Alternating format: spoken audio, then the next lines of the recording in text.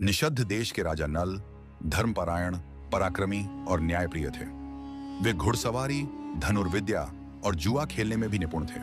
विदर्भ की राजकुमारी दमयंती अनुपम सुंदरता और सद्गुणों की मूर्ति थी। जब नल ने दमयंती की सुंदरता और गुणों की प्रशंसा सुनी तो वे उनसे मिलने के लिए व्याकुल हो उठे।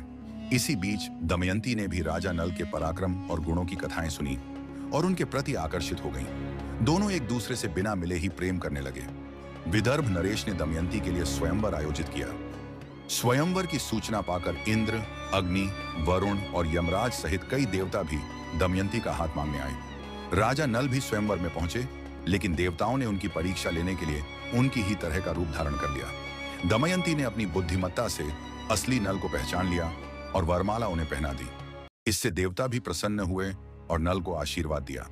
नल और दमयंती का विवाह बड़ी धूमधाम से हुआ और वे सुखपूर्वक जीवन व्यतीत करने लगे। कुछ समय बाद नल के छोटे भाई पुष्कर ने उन्हें जुए में खेलने की चुनौती दी। दुर्भाग्य से नल जुए में अपना सारा राजपाट हार गए और उन्हें निषद्ध छोड़ना पड़ा। दमयंती भी अपने पति के साथ वनवास चली गई। वन में कष्टों से दुखी होकर नल ने दमयंती को छोड़ने का निर्णय लिया ताकि वह अपने पिता के पास लौट जाए। दमयंती अकेली भटकती हुई किसी तरह अपने पिता के पास पहुंच गई, जबकि नल जंगल में कष्ट सहते रहे। वन में भटकते हुए नल को नागराज करकोटक मिले, जिन्होंने उन्हें एक श्राप दिया कि वे कुरूप हो जाएं ताकि दुश्मन उन्हें पहचान न सकें। इस रूप में नल ने बाहुक नाम से राजा रथुपर्ण के यहाँ रथ चलाने का काम किया। इधर दमयंती ने अपने पति को ढूंढने के लिए एक युक्ति सोची।